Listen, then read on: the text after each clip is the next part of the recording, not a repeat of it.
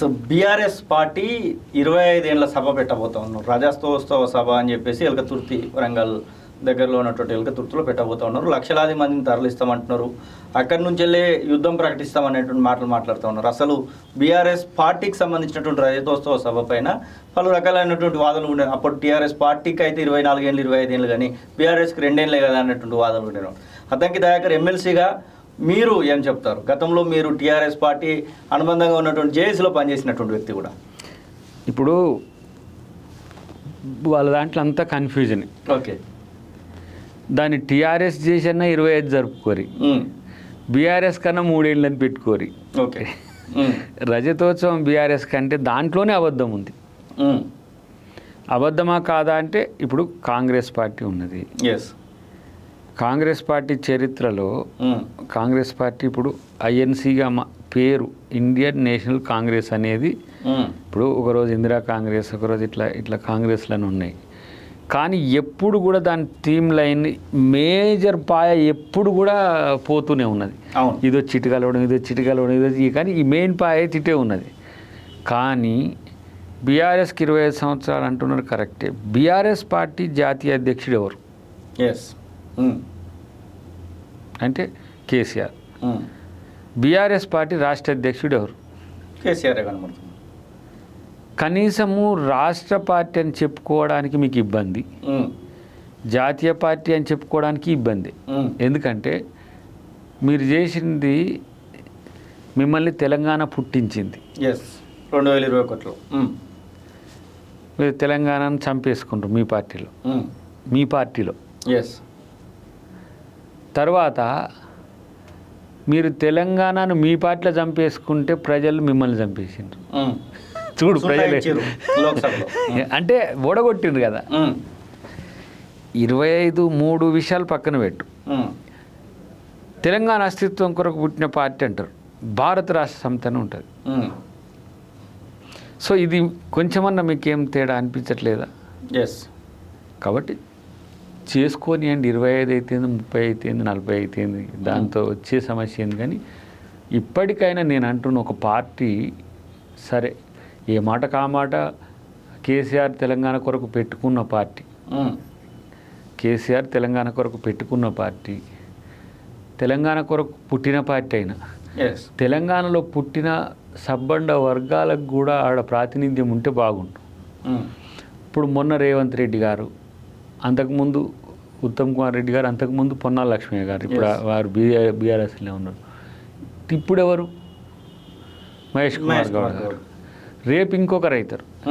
కానీ 25 సంవత్సరాల పాటు నేనే ఉన్నా జాతికైనా రాష్ట్రానికైనా అని చెప్తున్న దాని పట్ల ఇది ప్రజాస్వామ్యాన్ని వెక్కిరించినట్టు కనబడతలేదా? ఇప్పుడన్నా కనీసము జాతీయ పార్టీ అధ్యక్షునిగా నువ్వు ఉన్న బీసీ కన్నీ, ఎస్సీ కన్నీ, ఓకే, ఎస్టీ కన్నా పోనీ ఓసీలో ఇంకో కులం కన్నీ, రెడ్డి కన్నీ, లేదంటే వైశ్య కన్నయ్యి ఎక్స్పెక్ట్ చేయొచ్చు అంటే ఇది జరుగుతుందని చెయ్యాలి కదా. అదే కదా డెమోక్రటిక్గా ఉండేది. ఇప్పుడు మా పార్టీ మీద వాళ్ళ విమర్శలు ఏంటంటే అది గాంధీల పార్టీ అంటారు. ఇప్పుడు మా జాతీయ పార్టీ అధ్యక్షుడు ఎవరు? ఖర్గే గారు ఉన్నారు. అట్లనన్నా పెట్టు, ఎస్, నువ్వే నడుపుకో, పోనీ వెనక నుంచి నడుపుకో. కానీ మల్లికార్జున్ ఖర్గే ఈరోజు ఎంత స్టబన్గా ఈరోజు విమర్శ, మీరు బీజేపీ మీద కానీ ఇతర పక్షాల మీద ఆయన విమర్శ చూస్తే ఎంత సీరియస్గా ఉన్నది. ఇప్పుడు నెహ్రూ ఒక 14 సంవత్సరాల పాటు జైలుకు పోయినట్టు చరిత్ర ఉంది, మీ బీజేపీ వాళ్ళ దాంట్లో ఏమన్నా ఉందా అన్నాడు. మీరు చేసిన పాపాలకు ఇప్పుడు పరిహారం చేసుకున్న అది పోదు, కానీ మీరు ఎక్కడి నుంచి వచ్చిన వాళ్ళు అన్నాడు బీజేపీని. సపోర్ట్ చేస్తలేరు. బీజేపీ నిజంగానే ఇక్కడనే పుట్టి ఉంటే ఎక్కడి నుంచి వచ్చిన వాళ్ళు అంటే మేము ఎక్కడ వాళ్ళమని ఎట్లా అంటావు నువ్వు అని చెప్పి అంటలేరు వాళ్ళు. ఒకరోజు పార్లమెంట్లో రాజ్యసభలో చాలా సీరియస్గా అన్నాడు ఆయన, మీరు ఆర్యులు కదా, మీరు ఎక్కడి నుంచో ఇక్కడికి వలస వచ్చి బతకడానికి వచ్చిన వాళ్ళు మీరేంది మా మీద ఆధిపత్యం చెలాయించడం అని అన్నాడు. ఆ మాటలు ఇంతవరకు మా కాంగ్రెస్ పరంపరలో మేము ఏ అధ్యక్షుడు అనలే. ఆయన ఏమన్నారు, ఆయనను సోనియా గాంధీ గారు పెట్టిండ్రు, రాహుల్ గాంధీ గారు రాహుల్ గాంధీ గారు ఎంత రెస్పెక్ట్ ఇస్తారు, వాళ్ళ ఇంటికి పోతారు. సోనియా గాంధీ గారు కూడా వాళ్ళ ఇంటికి పోతుంది ఎప్పుడైనా ప్రోటోకాల్ ఉన్నప్పుడు. అది మేము దళితులకు ఇచ్చే గౌరవం. మీరేం చేసిండ్రు? దళితుని ముఖ్యమంత్రి అన్నారు. దళితుని ముఖ్యమంత్రి ఎందుకు చేయలేదో కూడా చెప్పలేదు. ఎవరితో మన రాజనతోనే ఎవరితోనే అనిపించిండ్రు, మాకు దళితుడైతే సరిపోదు, మా కేసీఆర్ అయితేనే పార్టీ మంచిగా నడుస్తుందని ఒక దళితునితో అనిపించి ఆయన డిప్యూటీ సీఎం చేసి కొన్ని రోజులకి ఆయన మీద ఎందుకు ఆయన నూడబిక్కిండ్రో బర్తరఫ్ చేసిండ్రో, ఆయనను ముఖ్యమంత్రి చేసిన ఆయన దళితుని ముఖ్యమంత్రి చేయలే. ఒక దళితుడు ఆయనను ముఖ్యమంత్రిగా ప్రపోజల్ చేస్తే ఆయనను కూడా ఉంచలే.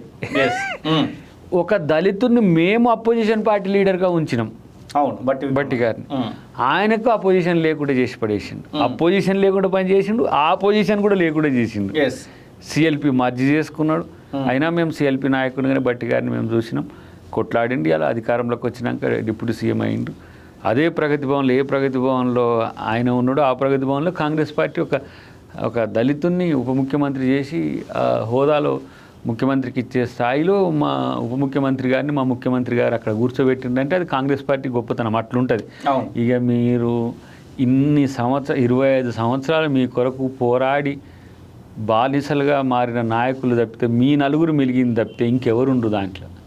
ఎప్పుడూ వాళ్ళని ఆల్టర్ చేసుడే, వాళ్ళ సేవలు వినియోగించుకోవడం, లేకపోతే వాళ్ళని ఊడిగం చేయించుకోవడం, వాళ్ళని వదిలేయడం. అది ఆలి నరేంద్ర గారి కంచి మొదలు పెడితే కేశవరావు గారు కూడా మీతో ఉండలేకపోయా, కాంగ్రెస్ విజయశాంతి గారు లేకపోయా. అసలు ఎవరు కూడా, నేను ఎంతోమందిని టీఆర్ఎస్లో అంటే టీఆర్ఎస్ అనుబంధంగా ఉన్న జేఏసీ అని అన్నారు కదా మీరు, జేఏసీలో ఒక సంస్థగా ఉన్నది టీఆర్ఎస్. జేఏసీని ఏర్పాటు చేయడానికి జానారెడ్డి గారు ఎంత కృషి చేసిండ్రో మొన్న నేను ఇద్దరం పక్కన కూర్చున్నాం, నేను జానారెడ్డి గారు మన ఏంది అహ్మదాబాద్ బైటెక్లో చాలా విషయాలు చెప్పిండు. ఆయన మీరే చెప్పండి సార్ ఇది ఎప్పుడైనా మంచిగా ఉంటుంది, మీరు అంటే మీ నోటితో చెప్తే చరిత్ర దానికి ఒక విలువ పెరుగుతుంది, మేము చెప్పేదానికంటే కూడా. ఎన్ని సందర్భాల్లో ఆయన జేఏసీని, కాంగ్రెస్ పార్టీలో నాయకులను, వాళ్ళ యొక్క ఆలోచనలను తెలంగాణ వైపు మలచడానికి చేసిండో. కాంగ్రెస్ నాయకులు ఒక్కొక్కరిని కొడితే ఒక్కొక్కరి చరిత్ర వెళ్తుంది. అవును, అప్పుడు తెలంగాణ ఉద్యమం గురించి సంబంధించి పొన్నం ప్రభాకర్ గారు, మొన్న ఈ మధ్య దివంగతులైన మన మంద జగన్నాథం గారు కానీ, మా రాజగోపాల్ రెడ్డి గారు కానీ, ఎంపీలుగా ఉన్నాం. మా రాజయ్య గారిని అడగండి, వరంగల్ రాజయ్య గారిని. ఒక్కొక్కరు ఒక్కొక్క కోణం నుంచి మీరు చేస్తే, అంటే ఇప్పుడు హనుమంతరావు గారు, ఆయన పాపం ఆయన ఇల్లు అయితే కాంగ్రెస్ జేఏసీ ఆఫీస్ అది. అంజన్ కుమార్ గారు, ఒక్కొక్కరు అసలు మనం ఎట్లా ఒక చెత్త ఏరుకునే జేఏసీ నుంచి మొదలు పెడితే ఏ విధంగా ఏ స్థాయి వరకు అన్ని జేఏసీలు ఏర్పడ్డాయో, ప్రతి ఎంపీ ఇల్లు ఒక ఉద్యమ కేంద్రంగా మారింది. అది కాంగ్రెసా, ఇప్పుడు వివేక్ గారు వచ్చిండ్రు, మన జగన్నాథం గారు వచ్చిండ్రు, అప్పుడు బీఆర్ఎస్ నుంచి మన రాజయ్య గారు వచ్చిండ్రు, కాంగ్రెస్ నుంచి బీఆర్ఎస్కి వచ్చిన వాళ్ళు, టీఆర్ఎస్కి వచ్చిన వాళ్ళు. అంత ఎత్తున పనిచేస్తే ఒక్కళ్ళన్నా బీఆర్ఎస్లో ఉన్నారా? మళ్ళీ ఆ నలుగురు తప్ప వాళ్ళ దాంట్లో ఒక్కొక్కళ్ళు ఇక కత్తులు ఇసురుకుంటారు, కడుపులలో కత్తులు పెట్టుకొని కౌగులించుకుంటారు, కానీ మీకు అవన్నీ అగపడతలే. ఇప్పుడు ఆ ముగ్గురిని జనం మీదకి వదిలి మీ లీడర్షిప్లో ఎవరు గట్టోళ్ళు తోలుకొని రమ్మని మనోడు ప్రయోగశాలగా తెలంగాణను వదిలేసిండు. ఆయన జాతీయ అధ్యక్షుడుగా, రాష్ట్ర అధ్యక్షుడుగా పైనుండి చూస్తున్నాడు అట్లా. కానీ ఇక్కడ జరుగుతున్న విధ్వంసం వెనుక కారణం ఏంటి? తెలంగాణ సమాజంకు తప్పుడు సమాచారం ఇచ్చి ఏ విధంగా చేస్తుండ్రు అనేది వీళ్ళ ముగ్గురు పోటీలో ఎవరు కొంత హరీష్ రావు గారు కొంచెం తగ్గే ఉంటున్నట్టు కనబడుతున్నారు. కాబట్టి బీఆర్ఎస్ రేపు ఐఆర్ఎస్ అయినా సరే, అంటే ఇంటర్నేషనల్ రాష్ట్ర సమితి అయినా కూడా దానికి కేసీఆరే అధ్యక్షుడిగా ఉంటాడు. ఆయన పోయేంత వరకు మోనోపోలీ నడుస్తుంది అంటారు, అంతే ఆయనతోనే ఉంటుంది.